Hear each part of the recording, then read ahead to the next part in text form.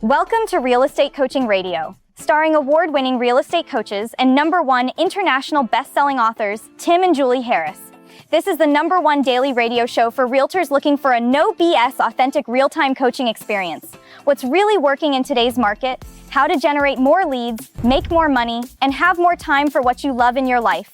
And now, your hosts, Tim and Julie Harris. Welcome back. It's Tim and Julie Harris, and this is your favorite daily real estate coaching and training podcast. And today's topic is the millionaire myth, why everything agents think about wealth is wrong. And this is another podcast that was inspired by all of you with questions. And I have to say, this is one of the topics that nobody likes to talk about. There's a taboo when it comes to talk about money. There's a taboo when it comes to talk about building wealth. There's a taboo and all these things. You guys know this. I don't have to tell you. Now, everyone will talk about making more money and everyone will talk about, generating more transactions and the rest of it. But you guys ever notice how few people actually talk about becoming rich, where your money works for you? You no longer work for your money. When was the last time you had a conversation with a real estate agent, not an investor, but a real estate agent, about how they're living off passive income? When was the last time you had a conversation with your spouse about making it to the building enough wealth to the point where you can live off passive income? And I'm here to tell you that the reason that a lot of people don't have those conversations is because inadvertently they discovered one of the biggest truisms about real estate. Relatively speaking, it's easy to generate revenue, but most definitely it's hard to have net income, because enough net income that moves the needle for you long-term financially, because no one teaches you how to do it. And no one teaches you how to do it, not just because you're in the real estate business, but because in life in general, for some reason, this is not something people really focus on. And here, I'll prove it to you. Building wealth if you guys want to really drill down on the building wealth aspects, I'll give you some breadcrumbs to follow. Just read any book by Warren Buffett or Charlie Munger. There you go. I just summarized it for you. And invest in Vanguard index funds primarily. And if you can only choose one, invest in VOO, Victor Oxygen, which is, if I remember correctly, it's a S&P index fund of the top 100 companies in the S&P. It might be 500. I don't know. But that's it. I just told you. That's pretty much what you want to do. And then when you are, at a certain age, if you want to remove all risk from your portfolio and don't want to worry about the undulations in the stock market, then you can move it over to treasuries. You can move it over to municipal bonds that are tax-free and all the rest of it. But what I just shared with you guys isn't investment advice, because I'm not here to give you investment advice. What I'm sharing with you is that there's a very clear and easy to understand path forward for you to build passive income. And I would be remiss in my duties if I did not point out something quite obvious. Of all the ways to generate passive income that I have ever come across in my entire adult life, let me think about this before I say it. Yes, EXP revenue share is the best one, without a shadow of a doubt. Now, it does require effort. It does require time. It does require having a plan. It does require sponsoring or recruiting agents, however you want to say it. But at the end of the day, you can generate more truly passive income from EXP revenue share than anything I've ever seen before. And maybe we'll talk about that a little bit today. I don't want to talk about EXP excessively, because once I start talking about it, I cannot stop talking about it, because the impact I've seen it have on so many people's lives has been transformative to the way I personally approach coaching. Because like a lot of people ask why Julie and I aligned with EXP back in 2019. And the answer was because it was transformative in what I saw EXP able to do through revenue share for agents' ability to have financial security and retire. And that's the real reason why. EXP has got great systems, all the things that you want in a brokerage, luxury, international, all the boxes are checked. What really truly makes it exceptional is their revenue share. And I know other companies have revenue share, but when you compare revenue share programs to revenue share programs, EXP is exceptional in every single way. And I have these conversations all day with folks that are thinking about joining EXP.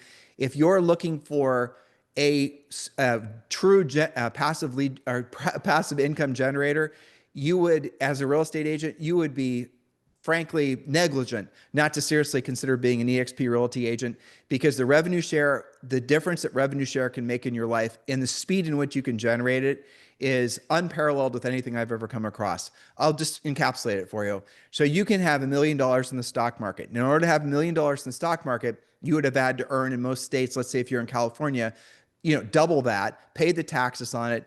It's going to take you years to save up $1 million.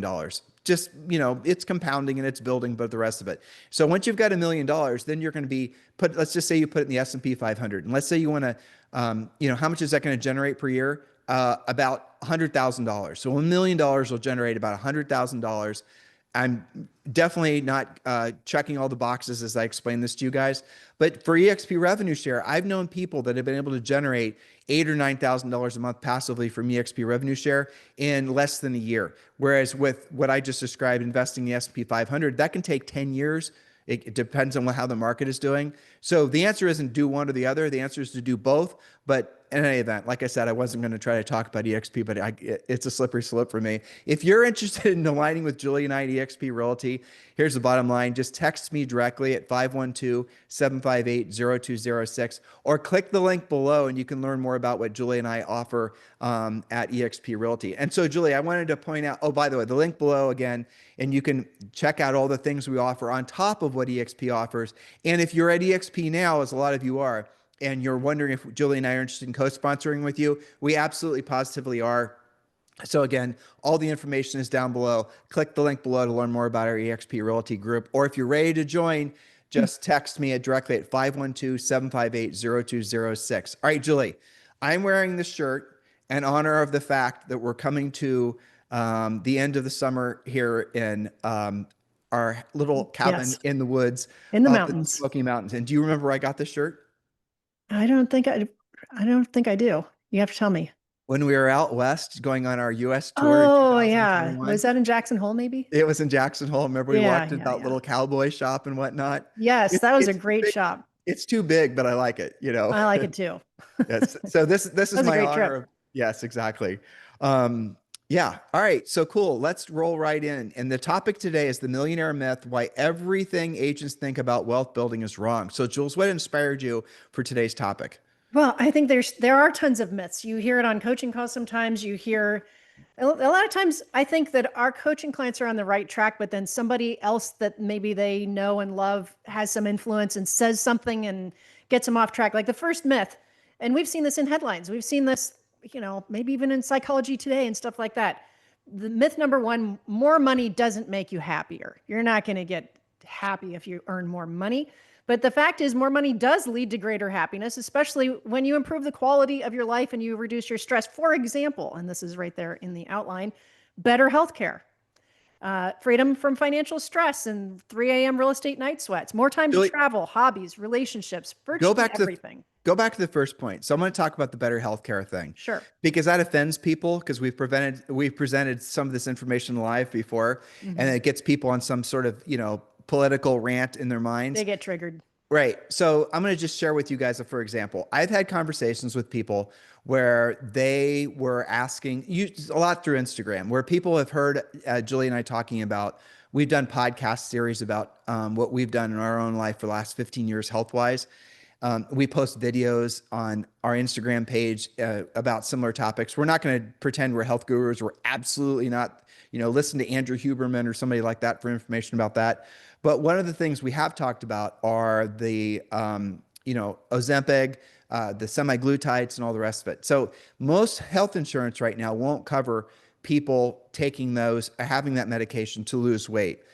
And that's supposedly going to change. But here's for example, if you lose weight and you're essentially get back to a healthy weight, literally all the systems in your body start to heal. So if you have high cholesterol, Julie and I've had friends who've gone on semaglutide when it started becoming readily available and for weight loss. And we've seen people not just lose weight, but they've taken themselves, or the doctors have taken themselves off statin for cholesterol issues. They've lost issues with their joints. They've lost issues with back pain. They've lost issues, all these health problems that were associated without actually anyone ever telling them. The reason that you're having all these health problems, Bob, is because you're overweight.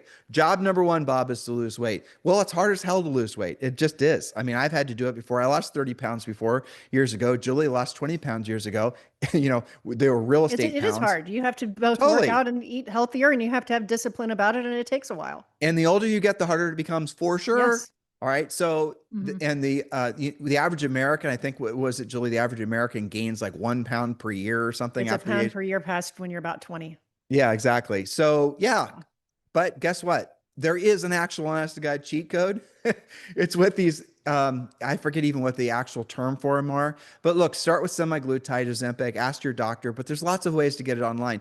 But you're not going to probably have any medical insurance cover it. You're going to have the money to pay for it. So here's a, for example, let's say for one person, semaglutide, or there's one of these drugs that's actually more advanced with helping you lose weight. I don't remember the name, but it's going to cost you like $6,800 a month. If $6,800 a month is a lot of money to you, which of course it is, depending, then you're not going to do it, which means you're going to stay unhealthy because you're going to stay overweight. And there it is. And then your weight gets worse, your health gets worse as you get older. So to say more money doesn't have a positive impact on the healthcare you receive is just not true. And just, I want you to open your mind. Don't be there was a bullshit study that came out probably about 10 years ago that said people's happiness over an gross, like an income of $75,000 or $80,000 a year doesn't dramatically improve. And there were so many, now you guys probably have heard that I one, have right? the report that negates that report in the outline. Okay, I won't step on your points. It's okay. But I'll tell you from personal experience and from anecdotal experience with coaching clients, your happiness does not dramatically improve over about $500,000 a year in personal income. That's where the real line of delineation is, because that's where you don't really have to think about money anymore as far as what things cost, and you've got systems in place. So it's not 75 or 80,000, it's 500,000. So again, give yourself permission to realize that more money does make everything better. More money does not adversely affect any aspect of your life, whether it be there's nothing that doesn't become better for you the more money you make. That should feel intuitive to all of you. And yet, how many of us have been raised to believe that's not true? Oh, Julie, you're fine, 75 or 80 grand a year. I know. And then that dumb report that came out that everybody repeated for years, right? That once you've made at least 75 grand a year, things don't get markedly better. Well, okay, how about this?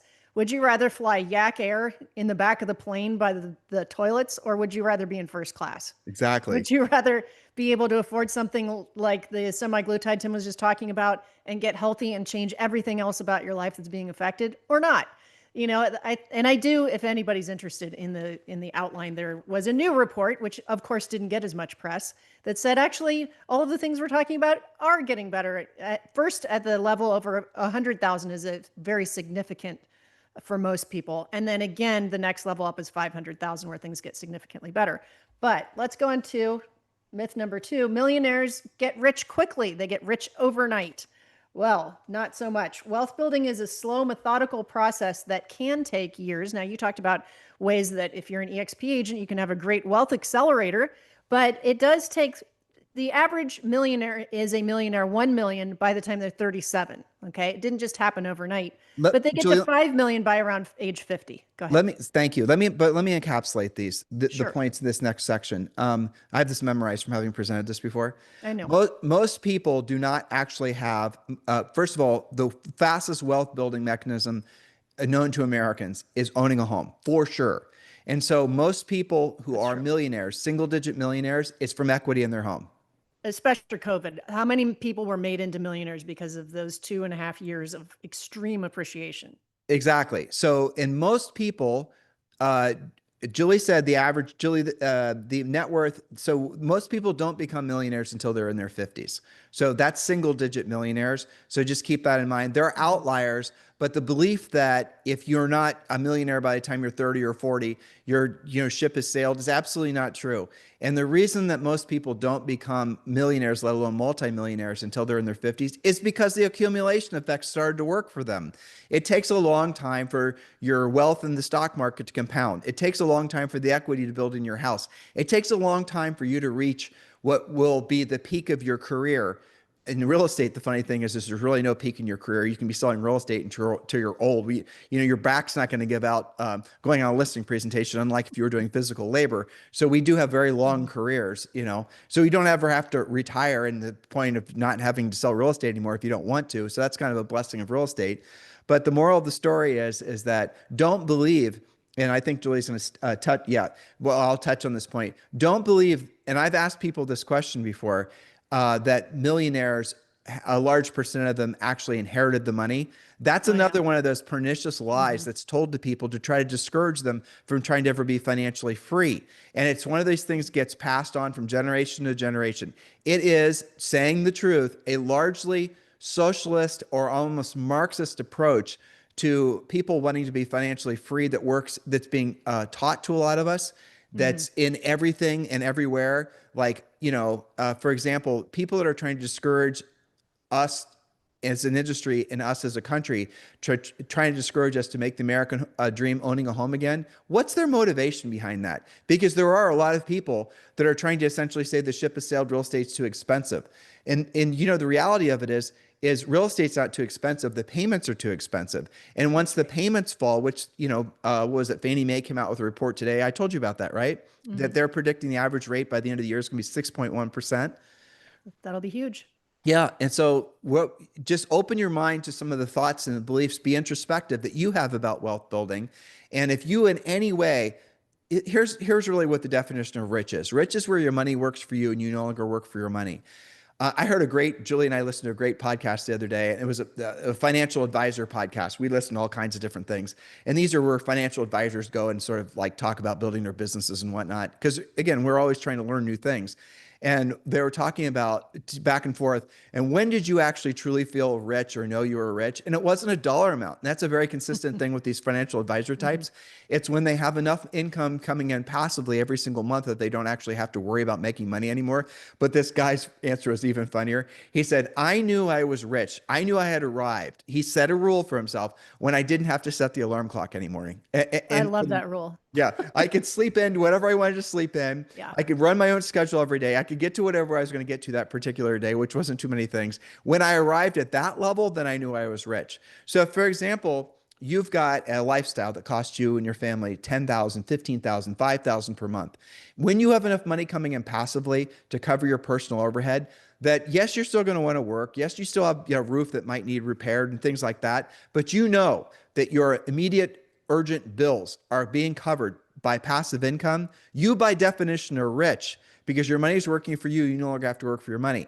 And don't think it's going to take a lifetime to get there. Yeah, I'll experience that when I'm in my 60s and I'm ready to retire. First of all, what's retire? Second of all, why would you wait that long? So these are the types of things I want you to thoughts I'm hoping you'll use to challenge your I'd say your presuppositions about your ability to become rich, where your money works for you. You no longer have to work for your money, and remove the baggage that comes along with being financially independent.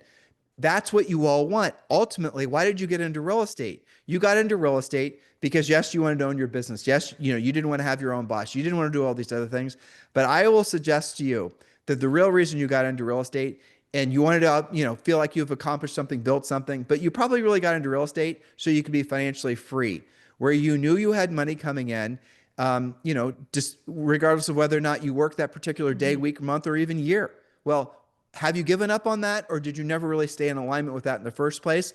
And did you replace that dream for yourself and your family with all these other things that people told you were more important? Forming a team, becoming an influencer, all these other types of things. Did you absolutely sell your ability to become financially free for egotistical things? You probably did. Well, maybe make a different decision, especially as the market starts to turn. Julie, next point, myth: millionaires don't save, they just invest big.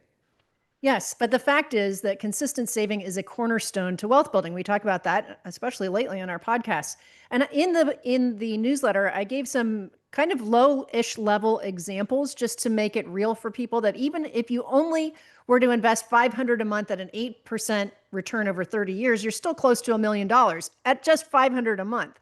So the myth is that it's just one big investment that you hit it big. Your parents used to call that when the big eagle flies over. You just make one investment. Yeah. The big eagle never flew over. No.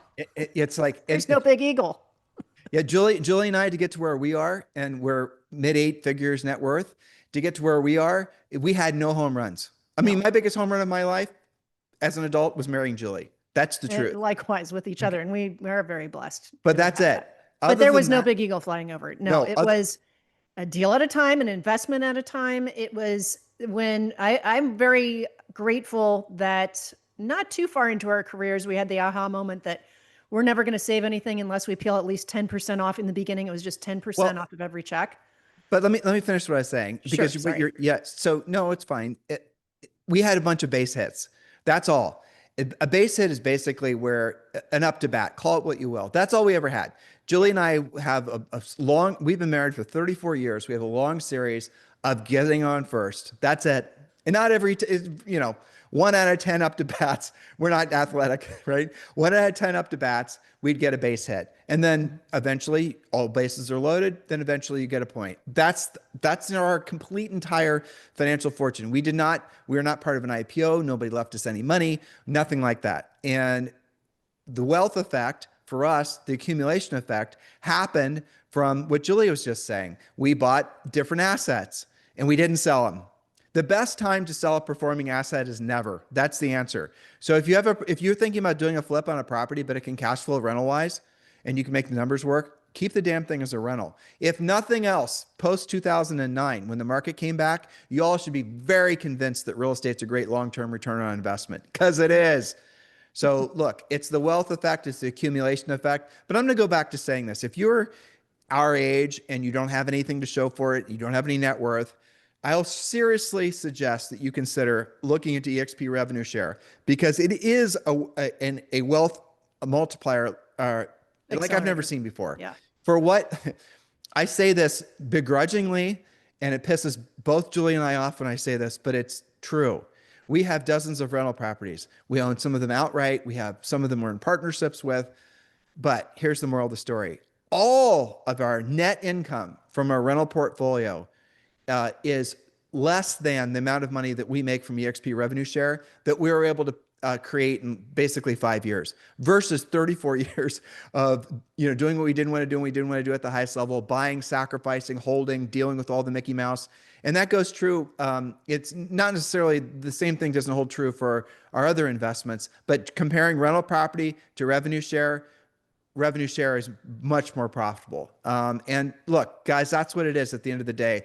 So yes, you might be in your 50s, your 60s, your 40s, and you might be in a very expensive state where you have to pay state taxes and federal taxes and all that. We lived that life too. And it might be very hard for you to accumulate money. If that's the case for you, first of all, you got to right size your business so you're focusing on profit. And you do want to do the investing in the S&P and whatnot, but please at least know what you're saying no to with regards to EXP Realty, because I have never seen, again, I didn't intend for this to be anything about EXP today, but it is when I read Julie's notes. But it's related to wealth building, isn't it? It totally it's related is. to myths about money and your ability to get ahead. It totally fits right in. Well, I've had, Julie, you and I know people that are in our EXP Realty group who were not big influencers, who did not have, who were just, they're journeyman type agents. They'll do 10, 15 deals per year. Mm-hmm. They did not have a big YouTube channel, no social media, nothing.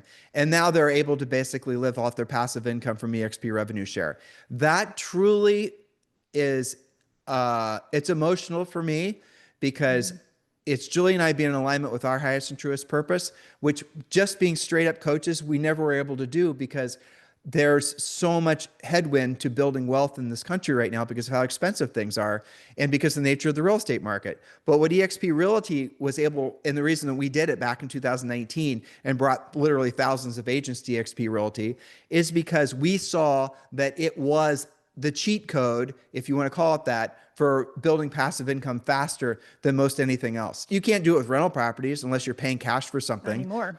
Not anymore, right? And the S&P 500, it's going to double every 7 or 8 years. But then if you if you sell some of it every year and you have to pay capital gains tax, it's complicated. But if you're interested in EXP Realty, click the link below or just text me directly at 512-758-0206. And yes, we're interested in co-sponsoring. If you're an existing EXP agent, you've got someone you want to sponsor, you can use all the advantages of Libertas to help you recruit agents. Just the link is down below, or you can just text me directly at 512-758-0206. All right, Julie, next point.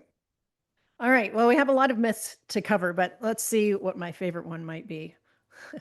Okay, so millionaires don't track their spending because they don't have to. I've heard people say that before. But the fact is, millionaires are meticulous about budgeting and staying on track and tracking expenses. Our elite coaching clients all use monarchmoney.com so that they have a dashboard. How many times when you guys, if you're a coaching client, you've done the treasure map and you've done my financial picture, how many times were you guessing off by 2, 3, maybe 5, maybe even $10,000 a month, some of you, what you think your monthly overhead is? The more money you make doesn't mean you track it less. You actually track it more. So that's a big myth. And there's lots of different ways to track it, but we do like Monarch Money the most. They do know their numbers. They do avoid waste. They do prioritize investing over impulse purchases.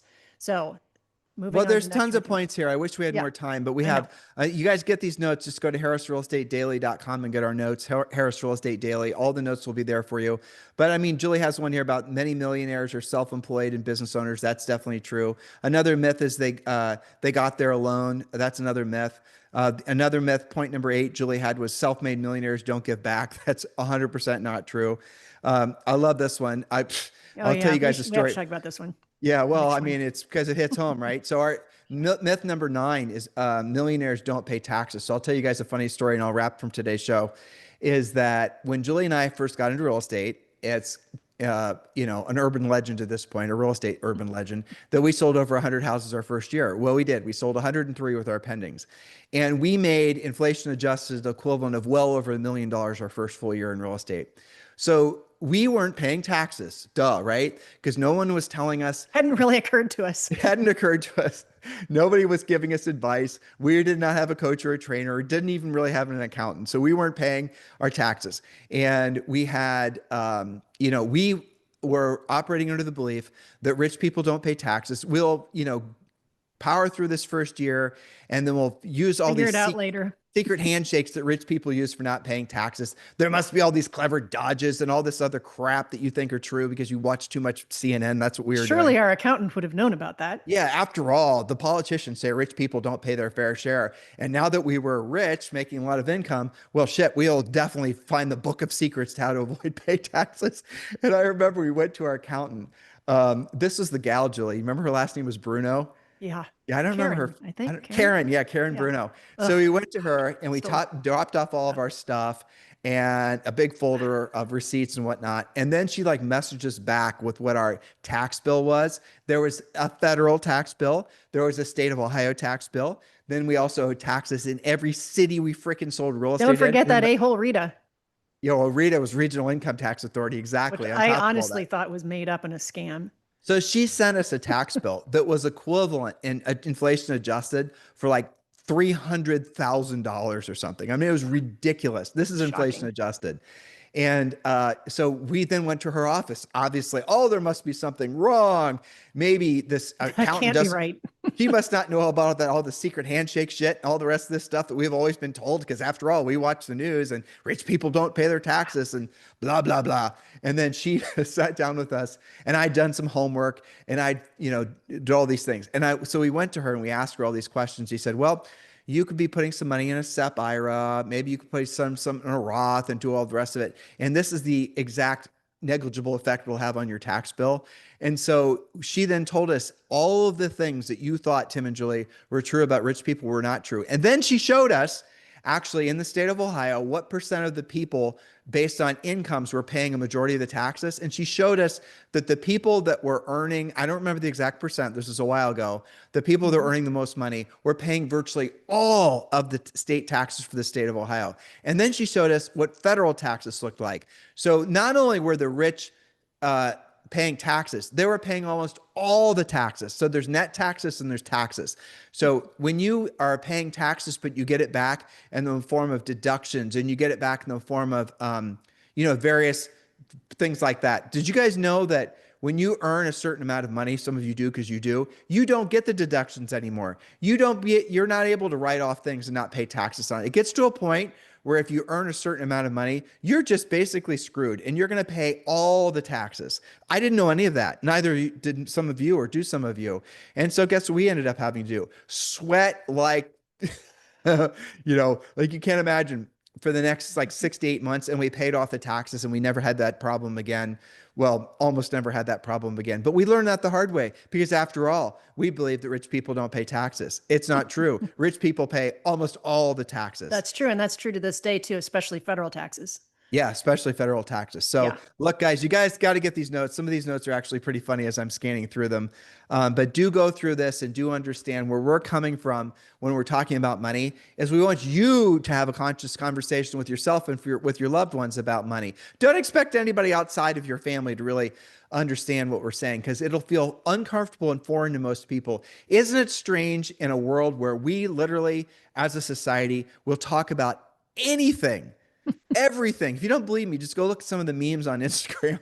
The things that people will talk about are endless, but people still find it unsavory to talk about money. It's true. It's insane. That's why they have us.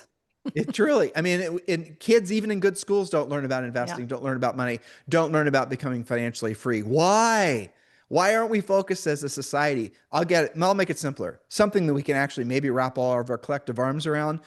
As an industry, the barometer for success as a real estate practitioner should be your net income, should be your net worth. So when I go to a real estate conference with my beautiful wife, Julie, and we're sitting around having a little mastermind or whatever, great, you sold a lot of houses. Great, you did a lot of volume. Great, you got all these awards. Great, you were on these lists. How much did you increase your net worth by in the last 12 months? Those are the people that want to be with us as elite coaching clients because do not assume more transaction, more volume, and more everything will result in more net income. It is not true. It is not true. So look, you're playing the right game. You're in the real estate game, but maybe you play by a different set of rules where your mission is to be financially free, where you can someday be rich, where your money works for you and you no longer have to work for your money. Hopefully this motivated you guys to realize that you can do it yourselves. Get our notes, go to harrisrealestatedaily.com. If you're interested in being considered of being one of Julie and I's private elite coaching clients, text me directly at 512-758-0206. In the meantime, have a fantastic day. We'll talk with you on the show tomorrow. Hello, thank you for having watched this video. Please remember to subscribe to our YouTube channel. That's right. And don't forget to hit that like button, leave your comments and questions below, and we will get right back with you. Thank you for watching this video. And remember to watch the next one. You're going to love that one.